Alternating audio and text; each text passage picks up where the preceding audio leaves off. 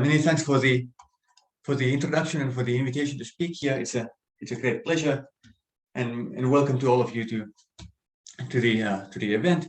So it's always nice to have these remote things so that everyone can actually participate easily. And another benefit is that no one is appalled by the amount of garlic I've had today. So it's kind of convenient to give a presentation remotely for a number of reasons. Okay, but let's get started with this talk. And this talk will be very light on theorems, so I don't think there will be a single one. So I will be hinting at specific theorems at times, but I will mostly be speaking about ideas. So if you want to know details, I'll be, of course, more than happy to discuss. Okay, so this is something based on joint work with a number of people. So with Martin, Einar, Matti, Keijo, Teemu, Björn, and Anthony mentioned there on the last line. Okay. So if you have any questions at any point, you can of course just speak up and interrupt me, or you can write in the chat. I'll be monitoring the chat window on another screen every once in a while. So this is my abstract, essentially. So what I want to do is that I want to start with a physical problem, and then as you usually get when you model a physical problem, you end up with a PDE. And then from that PDE, I will extract something geometrical. And when you view that geometrical thing in terms of the underlying physical problem that you had, you end up with a geometrical inverse problem. And then, of course, you'd like to solve that inverse problem. And then finally, the step that I would like to take is to go from that geometric inverse problem or its solution back to physics. So the point is that I want any conclusions that I have to be actually related to the original physical problem. So not just playing a game of broken telephone here. So I start in physics and I want to keep the physical relevance there at all times. So of course, this picture will not be fully complete here if I only want to speak for 50 minutes. But anyhow, this is kind of the main idea that I want to achieve here. Okay, so let's start with a little bit of an introduction. So I want to start with gravitation. So gravitation will provide a point of reference that will be kind of convenient and kind of set the stage so that we know where we're heading. And then in the following sections, I'll be describing these elastic waves first, and then a geometry that arises from these waves, and then finally a couple of inverse problems and related things towards the end. Okay, and I don't have any kind of a set agenda here, so there may be too little or too much in the slides. So I don't mind if you kind of interrupt me and there is a discussion in between that takes 20 minutes. That is perfectly fine with me. So let's start with this gravitation. So there are two famous theories. Newton's theory would of course be the first proper theory of gravitation. So here gravitation is a force, and a force causes acceleration. So this causing acceleration would of course be given by Newton's second law. And this gravitational force that is exerted by the sun causes the Earth's trajectory to curve.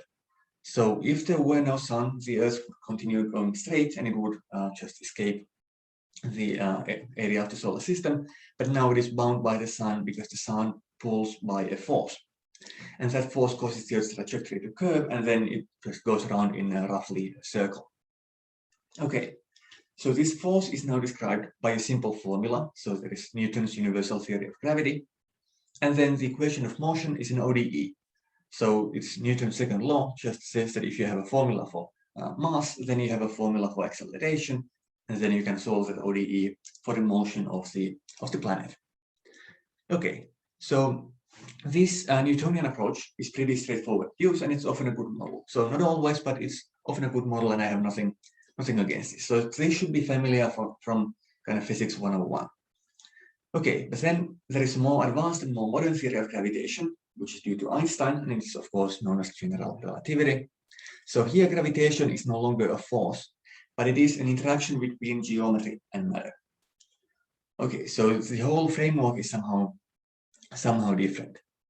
So the concept of a force doesn't make much sense anymore, but instead we'll be speaking in terms of geometrical things. So now the picture changes. So now the sun causes the space-time to curve, and the Earth goes straight in this curved geometry. So now we just kind of redefine geometry so that the behavior of the Earth can be described as going straight. So of course this describes the same physical phenomenon, but still the point of view is rather different. And of course what is curved here is the whole space-time and not just space or not just time. Okay, and then there is a relatively simple equation of motion for the planet or any other particle if you have very simple matter. This equation of motion is the geodesic equation. It's a nonlinear ODE, but it's still a relatively simple beast to handle. But then there is a far more complicated equation of motion for the geometry itself, because the geometry is now dynamic. And that equation of motion is Einstein's field equation. And it's a nonlinear system of coupled PDEs. And that is kind of usually the biggest thing to solve. So if you have a fixed background, you have solved Einstein's field equation, and then you have a small additional particle or planet traveling there, you can just solve the geodesic equation. But if you want to solve the full problem, then you cannot work with a fixed background like in the Newtonian case, but you have to treat it dynamically. And of course, that makes it much harder to use, but then it can reach phenomena that are completely inaccessible to Newtonian gravity because Newton's theory just goes wrong. Okay, and what is more interesting to me here today is that this provides a more geometric way to see the essential structures. So if you kind of compare this gravitational thing, I'm not looking for anything new phenomenologically. I mean, there are new phenomena in gravitation when you include relativity, but what I'm looking for here is the geometric point of view. So just to kind of geometrize as a view to gravitation. That would be kind of the way I want to see this. Because what I want to do here is to have a geometric theory of elasticity. So something along the lines that happens in gravitation, I would like to do something similar in elasticity. So, so what we play with in inverse problems and in kind of any modeling community, we usually have toy models. So of course the toys could be more or less advanced, but anyhow, they could be considered usually toy models. And what I want to do is to somehow untoy the model, so to say. That is to bring the model a couple of steps further and closer to the actual application, so that the model is not chosen based on mathematical convenience, but rather the actual physical accuracy. So of course that can be quite inconvenient at times, but then I suppose that is the price you have to pay, and that is something that I'm trying to get paid. Okay, so this is kind of the overall goal of what I'm trying to achieve here. Okay, so now let's go on with the subject matter, which is indeed geophysics and elasticity. Okay, so we'll start with elastic waves, and we'll start by discussing the so-called stiffness tensor. So when something in an elastic material is displaced from equilibrium, it tends to return back. So if you take any elastic material, so like my friend here, so if I now displace it, it tends to return back to its original position. Okay, so and now I'm looking at a weak field limit where this restoring force is kind of linear. So the restoring force, which is known as stress, now depends linearly on the displacement relative to neighboring points, and that displacement is called strain. Okay, so in the weak field limit, so when the displacement is very, very small, this dependence is roughly linear, and then there will be some kind of coefficient of proportionality. And it's important that here the displacement is relative. So now if I'm returning to my elephant here, so now I'm displacing this trunk kind of relative to the head, and then there will be a restoring force. But now if I displace the whole elephant downwards, I'm still displacing the trunk, but now there is no relative displacement and there is no restoring force. And as you know, if I just take the whole elephant down, the trunk doesn't try and go back up. So therefore, the displacement has to be relative. Okay, so, and that's a very different kind of relativity than what we had in gravitation. So this kind of spring constant, so to say, so this coefficient of proportionality in this linear dependence is known as Hooke's law, and this coefficient is called the stiffness tensor. And I'm putting the word tensor in quotes because it doesn't really transfer in coordinate transformations as a tensor should. But anyhow, that's what it's called. But I'm just wanted to emphasize that it's not really a tensor in the sense that many mathematicians would like it to be. Okay, and now both this stress and strain are symmetric matrices. So this linear map has to map matrices to matrices, and therefore it's kind of a fourth order beast. So it has 4 indices in it. And this stiffness tensor fully describes the springiness of the material. So how the material tries to restore if you slightly distort it from equilibrium at any point x. So that's what this stiffness tensor field describes. Okay, and now this tensor has some properties. It's very symmetric. It's not fully symmetric, but there are some symmetries that I've written out here, which has to do with the fact that this as an operator between matrices, this actually only maps symmetric matrices to symmetric matrices, because that is kind of the relevant setting.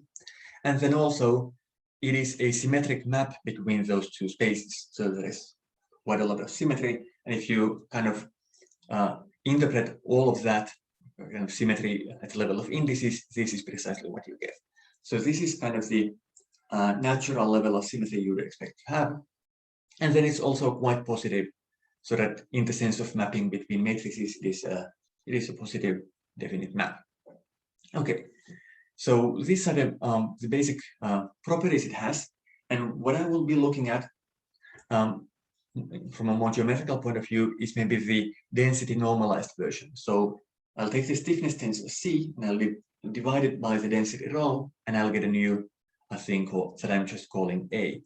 And it just turns out that this A is somehow kind of more intimately kind of described by this geometric thing. So this density normalized thing is what kind of describes the leading order behavior, and then the density behavior is somehow sub-principal or lower order things. Okay, so then let's look at the elastic wave equation finally. So now, if you use Newton's second law, which gives a connection between acceleration and force, and then you take the force that comes from Hooke's law, you end up with this elastic wave equation. So I'm using the abbreviation EWE, so it's not U, it's not a female sheep, but it's an equation, and that's the equation we get. So here the unknown is U. This is a vector-valued small displacement field. And here I'm using the Einstein summation, so I'm summing over all repeated indices, although I'm keeping all the indices down at all times. So it's kind of unfortunate that I have to do that, but this turns out to be the most natural thing to do in this setup. So this geometry is somehow too Euclidean for it to make much sense to put any of the indices up. Okay, but how you could read this elastic wave equation now? So there are 2 terms. So first look at the second one, that is density times acceleration. So that kind of corresponds to mass times acceleration in Newton's law. And then the first term should therefore be the force. Okay, so now if you start with the displacement field U, okay, so that is the displacement, but now you want to look at the relative displacement between neighboring points. So that's why I'm taking the kth derivative in x. So this derivative k means the derivative in the kth component of x. So that derivative is kind of the relative displacement. And then I'm applying my linear dependence to get the restoring force. And then I'm only interested in the relative force, so kind of relative between neighboring points. And finally, I get this formula here. So that's just a rough way of thinking about it. It's not the derivation, but just to give an idea of what's going on and to attach a meaning to all the terms. Okay, so if you wanted to look at the full system for the Earth, which you might well want to, then you would have to include all the things that you have there. So there is gravitation and there is rotation, and they couple to all these density fluctuations and the displacements. So the thing is that if you kind of displace the Earth, you change this a little bit, and the rotation speed will change, and there will be some self-gravitation, and it becomes quite a bit of a mess. And that's something I will ignore here, and I'll just leave it in the simplest form, kind of in a certain sense in a vacuum, so that there is nothing in the world but just my elastic material sitting there perfectly happy with no other forces in play. Okay, so if the material is anisotropic, so anisotropic means that there is no more symmetry than necessary. So the stiffness tensor is kind of minimally symmetric, and it also means the same thing as the wave speed depending on direction. So the wave speed can be different in different directions at any given point. Then the vector nature of this equation cannot really be ignored. So you cannot replace this equation for a vector valued function u by any scalar function, by any scalar equation when the material is really anisotropic. And there are anisotropic paths in the Earth, and even if there weren't, if you wanted to measure whether there is anisotropy in the planet, we still have to have a model that allows for it, and then we could kind of deduce from measurements that there wouldn't be any. But actually we do know that there is very strong anisotropy in a couple of regions, special regions within our planet. Okay, so in the isotropic case where everything is perfectly symmetric and there is only a single or rather two wave speeds, then you can kind of ignore this vector nature and go to a scalar equation. But now in this case, you really can't.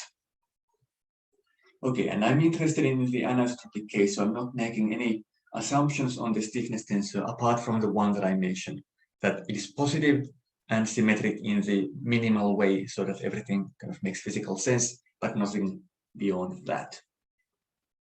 Okay, so then if I look at elastic waves that arise from earthquakes or mass quakes or quakes on any celestial body you like, then they will satisfy this equation pretty well away from the focus of the event to recreate accuracy. So this is the weak field limit. So I'm not really interested in the actual event that causes these waves to come around. I'm just looking at the propagation of these waves at longer time periods. So therefore this weak field limit works perfectly fine. So what I will want to know is kind of where and when this source is localized, but that will be perfectly enough for my purposes. Okay, so then let's look at the principal symbol, and I'll do this kind of in a heuristic way just to see what kinds of waves are possible. So I'll try to keep this so that I'm not really kind of deriving the symbol in a technical sense. But now, for simplicity, suppose that my density and stiffness tensor are constant functions, so that things are easy, and then you can write a plane wave ansatz. So this function u of x and t, I'm writing this in this form. There is an amplitude a times the exponential of something. And if you just plug in that ansatz where a is a vector, and then there's also a vector p and a scalar omega, then this will solve my sheet, my elastic wave equation, if and only if this second equation is satisfied.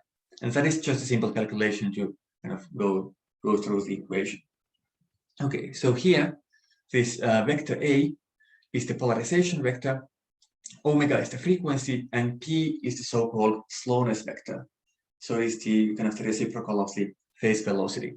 So you'll notice that in my ansatz, I'm writing this omega in front of both x and t components, and that is very convenient, and that gives that p a more geometric meaning.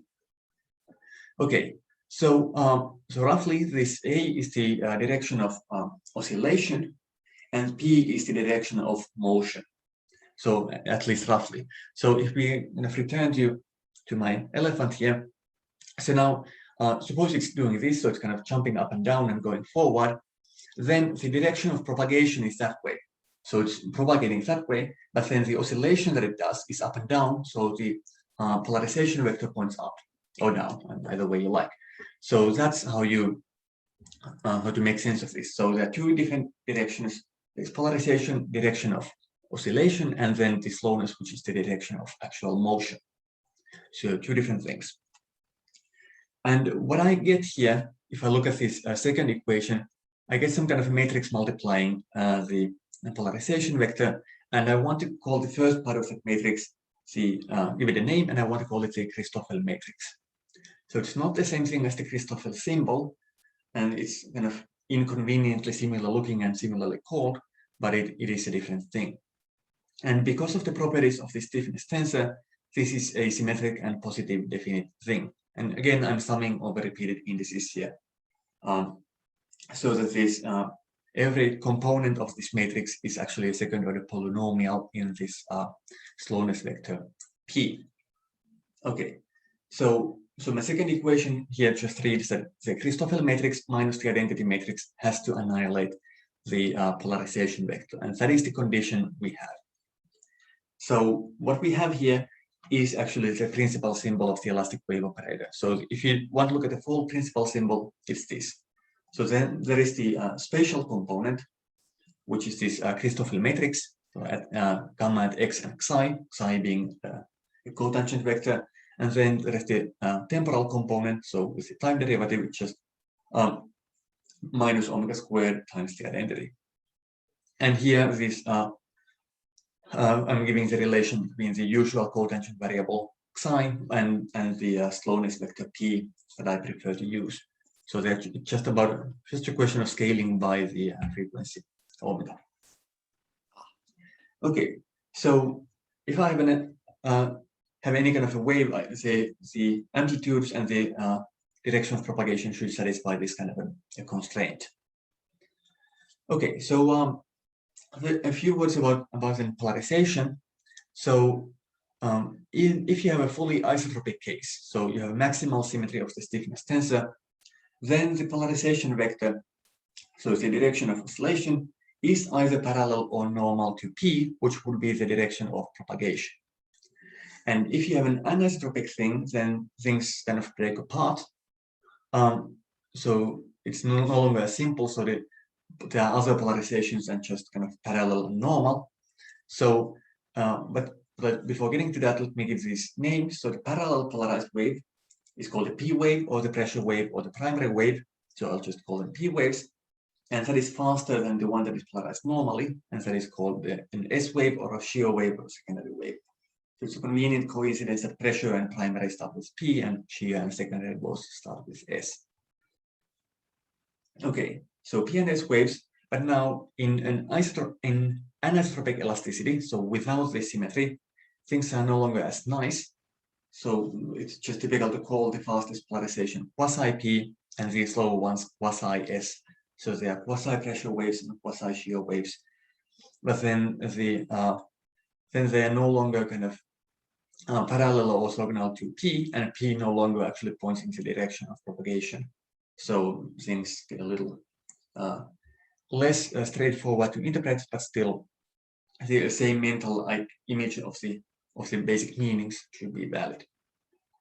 Okay, so these different polarization vectors, they are eigenvectors of the Christoffel matrix, so then therefore they are orthogonal. So at least that much we know, that they are always orthogonal in the Euclidean sense.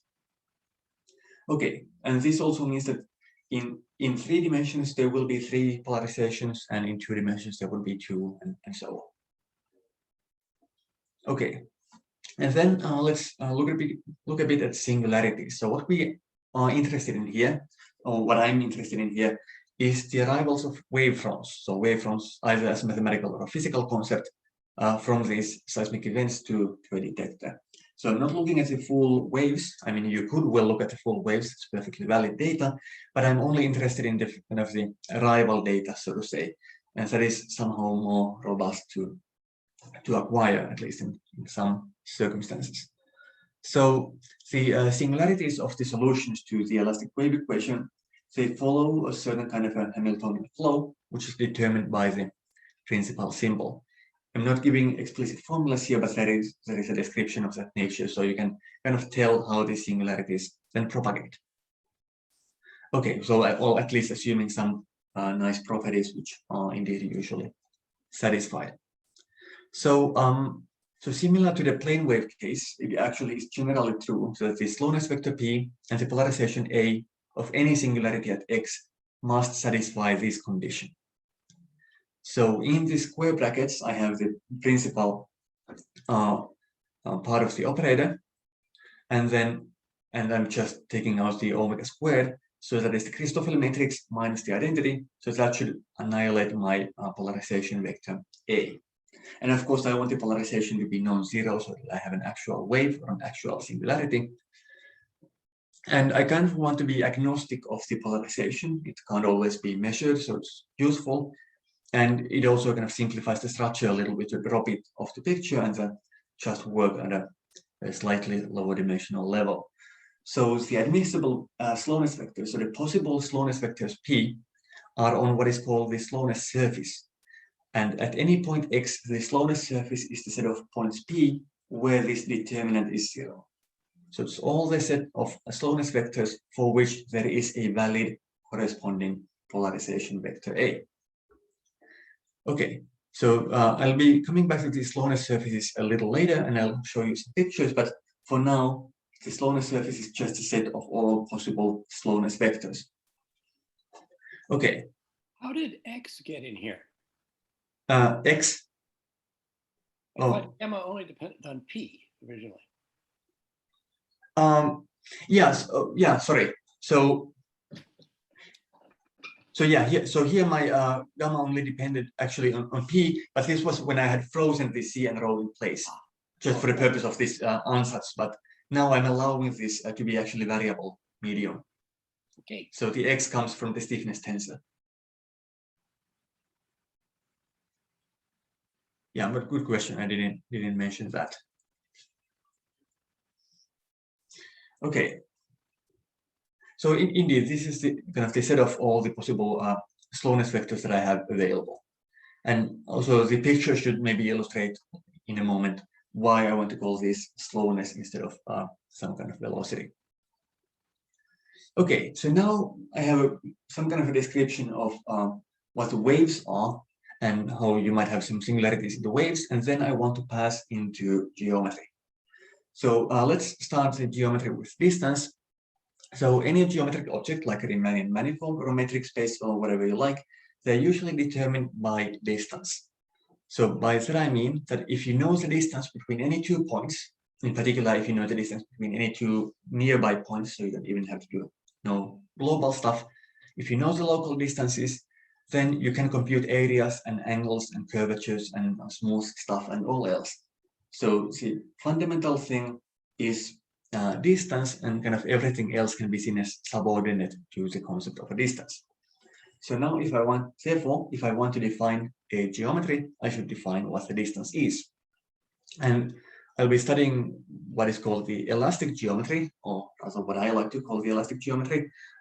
Here, the object, the point set that I'm working on, is an elastic body. So it could be the Earth, it could be my elephant, it could be any other planet or object. And then the distance is the travel time.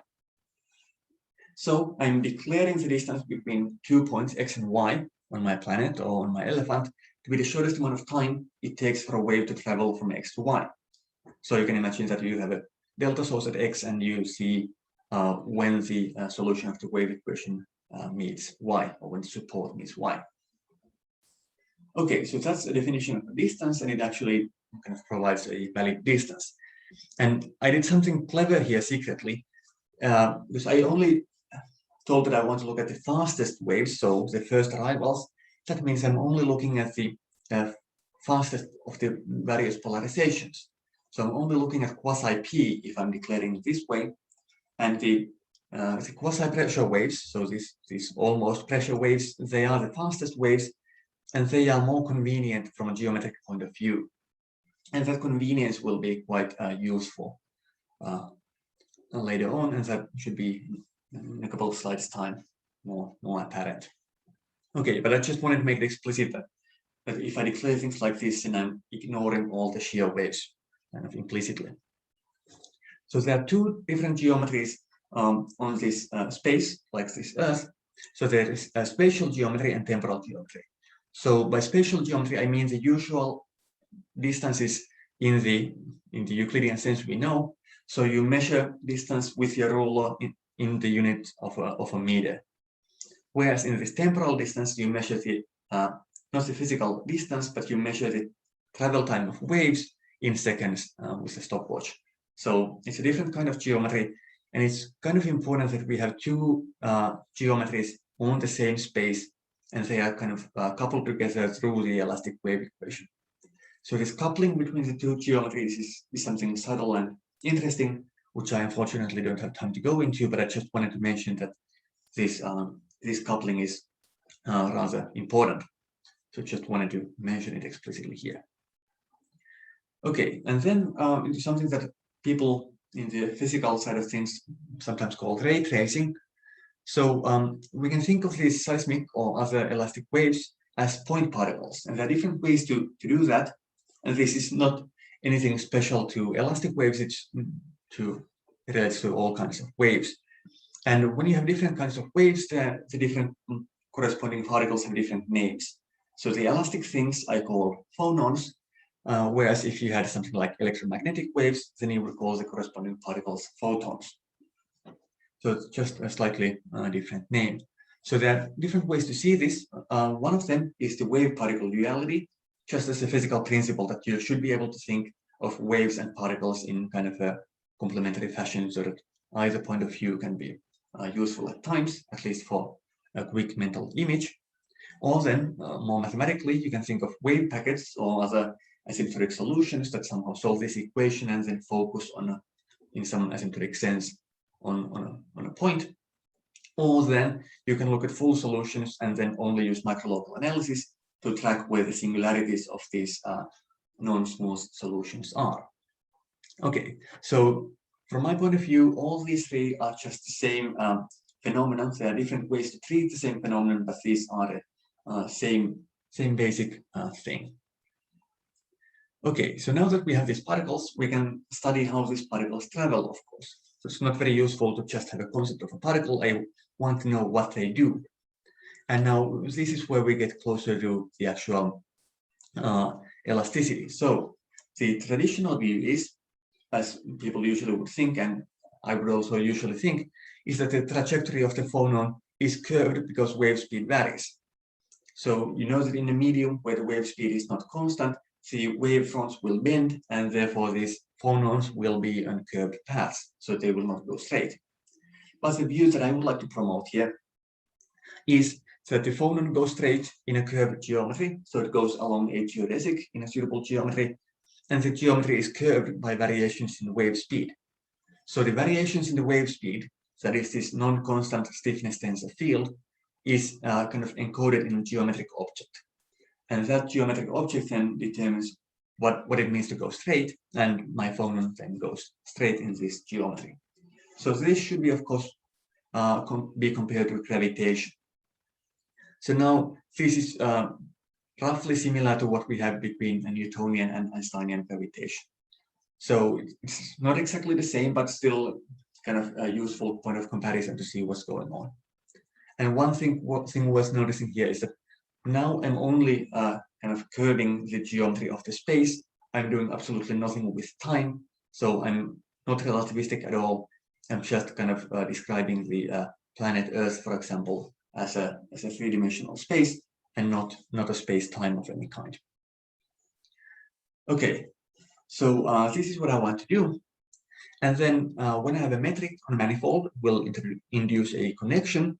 And that means, in kind of more hand-wavy terms, that every definition of a distance has a natural corresponding definition of straightness. So if you know what distances are, then you can define what it means to go straight. And then in elastic geometry, we measure this distance in travel time, and the waves go straight in this geometry. So they follow the geodesics of this very geometry. So Fermat's principle is that phonons, that is the particles of these waves, they go straight in the geometry even by travel time. And this is the way I prefer to see Fermat's principle. So it's about going straight in this relevant geometry, which is determined by the wave speed. It's not about taking the shortest path. So these are not the same thing, especially if you have long distances. So then you can come up with examples where this is no longer minimizing. But also, if you have a strongly anisotropic medium and you look at shear waves, it can happen that this geodesic that actually goes straight does not minimize length for any amount of time. For any positive epsilon, that it is kind of shorter not to go straight, which is kind of weird, but can happen, as I'll actually show pictures where that happens. And then these things still go straight, so these phonons travel along these straight lines, but they do not take the shortest path. So therefore, this Fermat's principle is best stated in this straightness framework. Okay, just want to make a point about this principle. So then let's get to Finisling manifolds, because this will turn out to be a useful tool in analyzing these kinds of things. And I don't assume everyone to know what a Finisling manifold is, so I want to give a very quick crash course on what this is. So first, a Riemannian manifold, which I hope is more familiar. So a Riemannian manifold is a smooth manifold with an inner product on every tangent space. So at any point x, you can look at the tangent space at x, and there is a natural inner product depending on that point. Okay, and what do you have in a Finisling manifold? It's a smooth manifold again, but now you have a norm on every tangent space. So of course, an inner product will induce a norm. So every Riemannian manifold is a Finisling manifold, but not every norm comes from an inner product. So therefore, this is a genuine extension. So this, of course, makes a lot of sense. And actually, I believe when Riemann himself started studying these things that were later called Riemannian manifolds, he first considered these general norms, but then just stated that for the sake of simplicity, let us first focus on these inner product things to keep life a little simpler, which was, of course, a good idea. But anyway, life is not always that simple, so we have to look a little further. So more specifically, there is a Finisling function that I'm calling capital F, which is a function on the tangent bundle. So this would be kind of the norm on every tangent space, so that this capital F is continuous everywhere, and it is smooth outside of the zero section. It's positively one homogeneous on every fiber. And if you take the square, then that is strictly convex in the sense that the Hessian is positive definite on every fiber. So fix any point x and look at the tangent space, punctuate, take the zero out, take the square f, and then the Hessian on that fiber will be positive. So that is the definition of a Finisling geometry. And a norm like this is usually called a Minkowski norm. So I'm not actually requiring that this the norm of a vector v and a minus v are equal. So in Finisling geometry, people usually allow for kind of this symmetry. Okay, so the length of a curve can be defined in the usual way once you have this Minkowski norm on every tangent space. So everyone knows a good formula for finding the length of a curve. And then you look at that formula, you notice that you need the norms of tangent vectors. And you get those norms from this norm. So whenever you have a norm on the tangent bundle in this sense, then you get a nice norm or a nice sense of a length of a curve. Okay, and if you take the dual norm, so you can kind of take at every tangent space, take the dual norm on the cotangent side, they will satisfy the exact same conditions. So that kind of comes automatically. So I'll be playing with both this function and the dual function, and especially I'll be playing with the unit spheres of these two beasts. Okay, so the basic idea of elastic Finisling geometry is this, that the cosphere of the elastic geometry is the slowness surface. So the set of possible slowness vectors at any given point. And the elastic manifold corresponding to these pressure waves, these QP waves, is the Finisling manifold with some special properties. So it has some additional properties, and that is useful, but I unfortunately will probably not have time for all those properties, but anyhow. And the thing is that the phonons go straight in this geometry. So this is kind of the most explicit coupling between geometry and elasticity. So I'm declaring this. So to have a Finisling function, to have a norm, it's of course the same thing to declare what the dual norm is, and to define the dual norm, it's enough to define what the unit sphere is on the dual side. So I'm just defining the geometry by declaring the cosphere, the unit sphere on the dual side, to be the slowness surface. And that turns out to be the correct geometry, and that is a very kind of a convenient and calculationally feasible definition. And other polarizations, so if you don't look at pressure waves but shear waves, there are problems of a couple of different kinds that might be more apparent in pictures. So first, let's look at a sphere here. So this is now, the sphere is the set of all the points where you can go in a unit time or in infinitesimal amount of time. So this is the set of all group velocities. So it's faster to go left or right than it is to go up or down. So it's slower to go up or down and faster to go left or right here. Okay, just to give an interpretation of the picture. And then in the isotropic case, it's equally fast to go in any given direction. And of course, the size of the sphere tells you what the single wave speed here is. And now I have the sphere on the left and the cosphere, the dual one, on the right. So now if you want to go left or right, the speed is high. So the possible set of speeds is much further from the origin, but then the slowness is low. So if you look at the dual side, then you are kind of squished in that direction, and therefore you have very small slowness and therefore high speed. So therefore this slowness is a good word for this kind of thing. Okay, so now both of these, the sphere and the cosphere, happen to be ellipsoids or ellipses, and therefore actually this geometry will be fully Riemannian.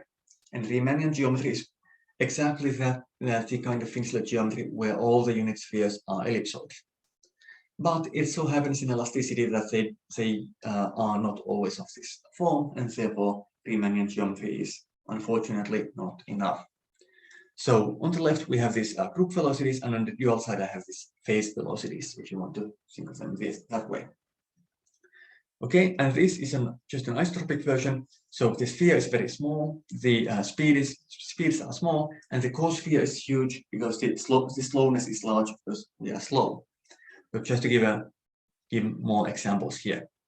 But now I want to give another example. So this is not actually a physically true scenario, but just to illustrate how these things work. So now I have three polarizations. So now the slowness surface has different components, and all components have their own kind of group velocities and phase velocities. So the black one is quasi-p, so the pressure waves, and the red and blue ones are the shear waves. So the quasi-p one is the fastest, so it has the biggest sphere and the smallest cosphere. So you'll notice the duality between the left picture and the right picture. So they are kind of the same thing seen in two different ways. And one of the problems here, you'll notice that for shear waves, these the slowness surface branches meet, and that is kind of awkward for many geometric purposes. But then this quasi-p tends to be more isolated, so it doesn't intersect the other two, at least usually. Okay, and then it can happen that the cosphere is not smooth. So I have a bad drawing here, just to give a simple example of a non-convex cosphere, and these can arise in nature. I'll give a better picture in a moment, but I want to start with a simpler one. And then if you take the dual now of this non-convex thing, you get this. So the sphere kind of looks like a candy. I assure you it's not very sweet, but it does look like one. So you get this thing called triplication. So if you now want to go left or right, there can be three different unit vectors in a given direction. And that is, of course, rather inconvenient for many geometric purposes, but that can happen. Okay, and then I want to finish this series of examples by a realistic example where all the physical constraints are satisfied. So materials like this exist. So this is just only a two-dimensional example to keep it simpler. So now I have two polarizations. The blue one is pressure and the red one is shear. So on the right, I have the slowness surface in two branches, and the blue one is convex. And if you dualize, you get another blue one, which is still convex and looks perfectly fine. But then the red one is not convex. And if you dualize, you get a rather bad looking thing. And if that red thing on the left is your unit sphere, then your geometric structure is rather inconvenient to play with, to say the least. Okay, so this is the setup and the difficulties of working with other polarizations. So the pressure waves are almost convenient, and fortunately there is sometimes also enough for determining the thing. Okay, so then there is a million inverse problems that I could mention. So I think I will not go through all of them for the sake of time and for the sake of keeping the audience sane, but I just want to mention a couple ones of them. So just to first talk about the geometrization of the kind of problem in general. So a typical inverse problem would look like this. So you're given any kind of boundary data, then the question is to find the reduced stiffness tensor, so this density normalized one, everywhere. So at all points x, find this thing. So a more geometric formulation is, given some boundary data, find the cosphere at every point. So instead of looking for a function, I'm looking for a cosphere bundle. So that is a much more geometric way to put it, and this turns out to be roughly equivalent, and in some cases actually equivalent. And and this is kind of something that is more amenable to a geometric approach. So from the slowness surface, one can then find the material parameters, and that is, you can find the components of the stiffness tensor if you know this surface. So at least in most cases. So there might be some singular exceptions where this is not possible, but we are actually not aware of any counterexamples. It's just that we can only prove things for most cases, and not absolutely all of them. Okay, and then a practical goal for a geometer then would be this. So given some boundary data, find the Finisling manifold or its cosphere bundle, which is kind of the same thing. So the goal would be then to find a manifold from some boundary data. And the basic goal here is, what I want to do is to build a goal, and I want to build a theory of elastic geometry so that it gives a direct link between geometric inverse problems and physical meaning. So that if I prove something like this, so that this kind of boundary data determines a Finisling manifold uniquely, then I want to have the ability to translate that into a statement about recovering the stiffness tensor everywhere, because that would be a physical statement. Okay, so there are quite a few steps to take the translation, and that is something I'm working on. But this is something that I want that kind of provides the last step of my abstract to go back into a physical interpretation. So you somehow have to get rid of the diffeomorphism invariance of the problem, and you have to be able to pass from this cosphere into the actual parameters of the tensor. And that can be done. Okay, so then a few examples, but I actually running a little late in time, so I'll mention a few. So maybe I would mention this DX problem, for example. So that imagine that we have virtual point sources everywhere in the planet, and we measure the arriving wave fronts. Okay, so the question is then, does this determine the reduced stiffness tensor A everywhere without any kind of isotropy assumption? So assuming no geometric properties, and then to geometrize the problem, you consider a Finisling manifold, and there is some open measurement set U, subset of N, where you can see the spheres with any center, and the data then consists of oriented surfaces with radii, so the kind of wave fronts, and we know the travel times if they come from some kind of reflection measurements. And then what you can do then geometrically is to take any of these spheres and follow the geodesics backward into the manifold, and you can find the metric, the Finisling structure, somehow in the neighborhood of the lift. So you can't get fully everything, but you can, if you lift to the tangent bundle, you'll get something there close to this reference ray. So this is based on a problem originally posed by Dix in a far more restricted situation, but we can now do this for essentially general linear elasticity. Okay, so but the stiffness tensors have, or these elastic structures have very special properties. One of them is that we have fiber-wise analyticity.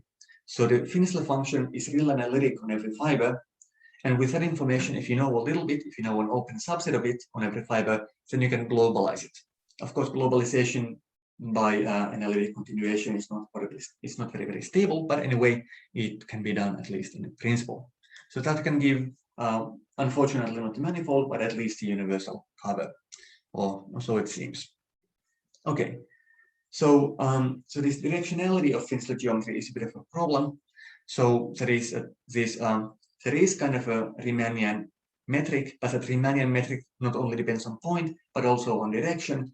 And then things become kind of much more direction dependent, which is of course what you expect to have in an anisotropic situation, but that is very, very true also when you see it from geometric level. So the Finisler result looks a little different from the Romanian version, which is a little older. And let's skip a few more, and I'll go to a more physical thing. So all these slides will be online, and they will also be on my webpage. So if you want to know more, they will be there. So just wanted to have more examples than I can actually have time for. So one thing you can do is to follow seismic rays, and you study the variations. And there are different kinds of coordinates you can do. So there are Cartesian coordinates, where things are kind of trivial to define, but then the equations get messy pretty quickly. Or there are so-called ray-centered coordinates, which are kind of more complicated, and they are kind of Fermi-like coordinates, but not exactly. And so you get some more structure, but it's a little harder to set up.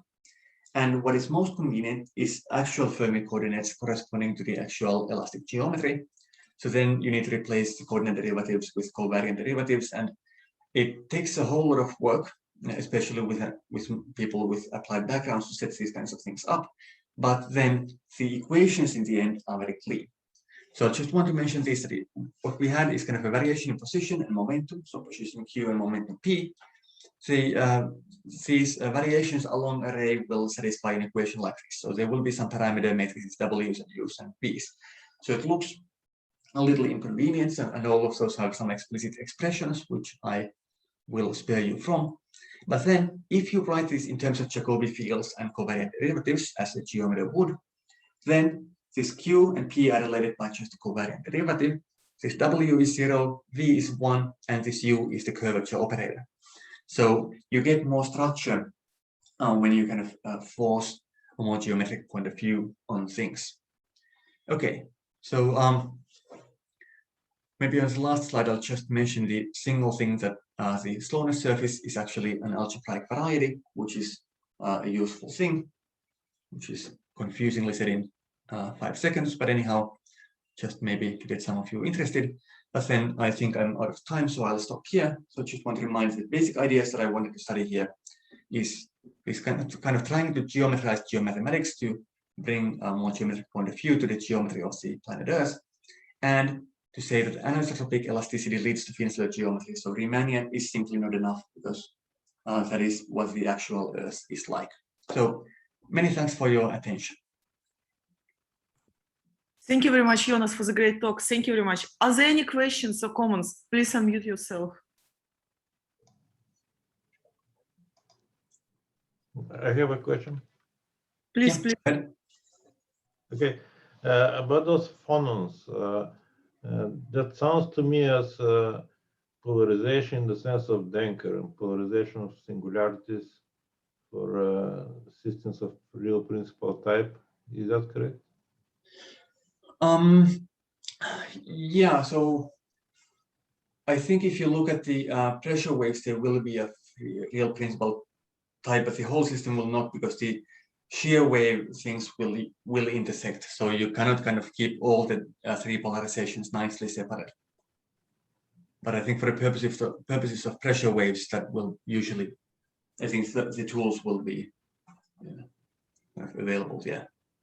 Okay, and I have a second question to when you go to Finisler matrix, you lose the structure of the tensor. So the tensor is a quadratic following psi, and the eigenvalues are certain algebraic expressions. I don't know who knows what they are, but they have some structure. Mm-hmm. When you go to Finisler matrix, you consider a more general class, and the answer to what you can recover, what you cannot recover, might actually be trivial. Let's say we have a vector field, just a vector field in Rm. Mm-hmm. Yeah, sure. So it's very important that we don't get all the Finisler geometries this way. So it's just that the Finisler geometry gives us a set of tools, so that if you can prove then a statement about Finisler manifolds, and then they are unique up to something like diffeomorphism, but then the uniqueness for the actual underlying physical problem will usually be different than for the Finisler geometric problem. So therefore, this Finisler question is not the end of it. So after the Finislerian theorem, you have to stop and analyze what that means for the underlying model, and that requires quite a bit of further work. So, for example, as I think I tried to mention quickly, that so in geometry, you always have this diffeomorphism freedom. But it turns out that in elasticity, you don't. So it seems that in most cases, you actually lose that kind of gauge freedom entirely. But my point is that this Finisling metric has some structure because it comes from a very specific tensor. And that structure is the whole point, actually. Yeah, sure. So show uniqueness or maybe not uniqueness, whatever, in that class. Yeah, sure. So we use general Finisling metrics, right? Yeah, exactly. So it's sometimes more convenient to somehow forget some of the structures and prove something, and then kind of retroactively look back at what you've done and then kind of constrain it within that class. So yeah, so we want to prove things within that class, but then the special properties within that class might not be kind of so useful to work with in the first place. So it's kind of more convenient to work with a more broader class. But just like if you want to solve kind of a PDE, show that an elliptic PDE with smooth coefficients has a smooth solution. So you might do something variational and you find that there is a solution in a Sobolev space, and then in the end you kind of find out that actually the solution had to be smooth. So we're taking a detour of a similar kind. So you have to, so at least that's what we found, that it's most convenient to go through something a little bit more general, but it is true that you have to then kind of project back and then reduce the problem somehow. Okay, I'm done with my question. Thank you. Thank you very much. Are there any other questions or comments, please?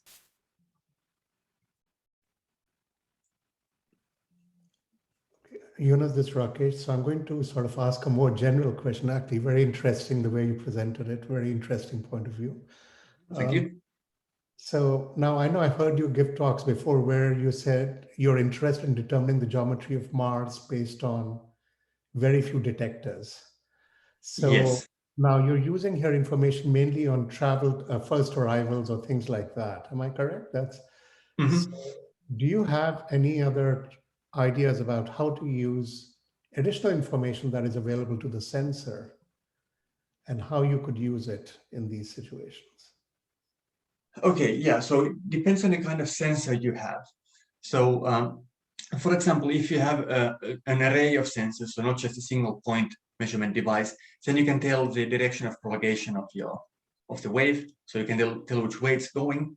And then if you have kind of a multidimensional seismometer, then you can tell the polarization as well. So what you currently have on Mars is that you can tell the polarization, but you cannot tell the direction of propagation. So there is only a single sensor. So I think they originally planned to have an array which would kind of roughly correspond to having an open subset where you measure, but now you only have a single point. So kind of the question on Mars is difficult because you're only looking at from a single point, and you'd like to recover a whole 3D structure, and that is fully impossible. So you have to assume something like the planet is almost spherically symmetric or something of that nature. So you have to play with that, and then there is so especially on Mars there is a bit of a disparity between what you might want to do in theory and then what is possible in practice, because the data quality is just so bad that it's very difficult to do anything kind of geometric.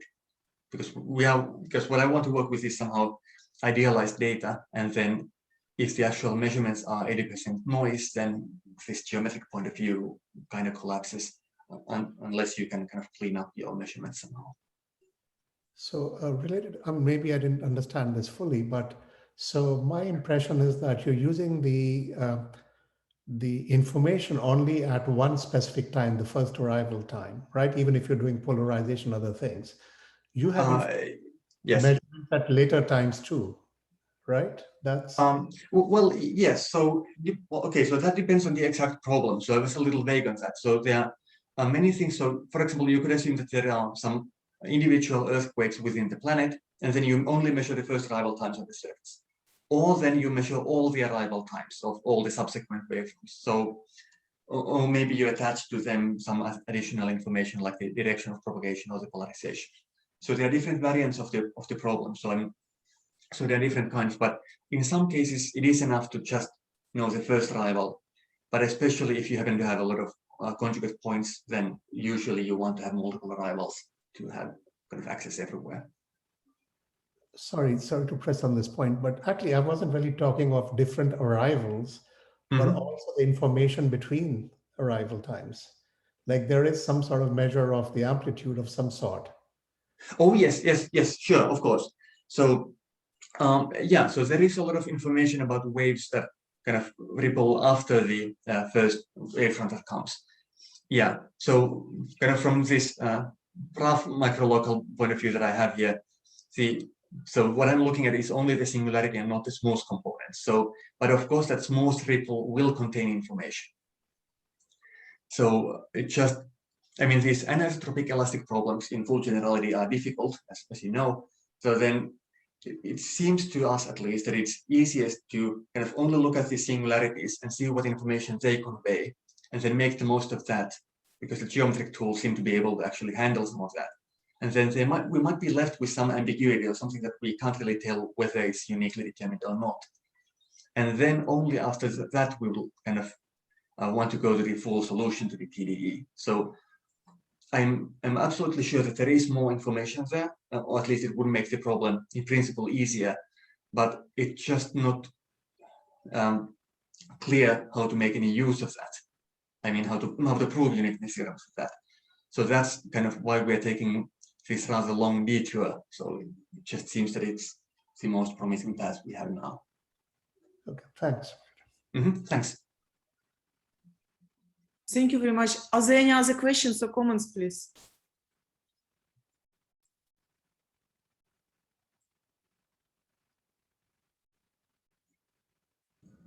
I have a quick question. Please. Hi, Joonas. Thanks for the Hey. talk. That was great. Thanks. So it's a huge leap from Riemannian to Finsler. Is there kind of easy Finsler cases or kind of physically relevant Finsler cases that are described?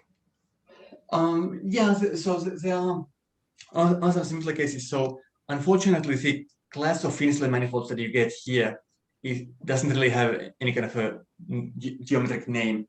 But one class that you could look into is Burwald geometries. So I can write the name in chat. So what happens with Burwald manifolds is that the unit sphere at every point kind of looks the same. So that is in Riemannian geometry, you know that every unit sphere is metrically equivalent to every other unit sphere because they look the same. They are kind of the Euclidean sphere. But in Riemannian geometry, it might not happen because the shape of the sphere actually changes. So what happens in Burwald geometry is that you require that the shape stays the same. So which would elastically mean that you somehow have the same kind of anisotropy, but you just somehow make conformal variations of it or something of that nature. So you can maybe rotate it and scale it, but you keep the same shape. So that's that class where things look a bit more like Riemannian. So you have Christoffel symbols, they start making sense again and things like that.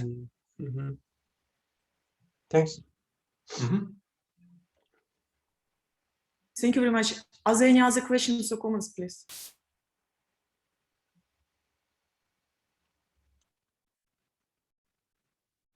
Okay, if not, thank you very much, Joonas, for the great talk. Thank you very much, everyone, for coming. Thank you very much. Yeah.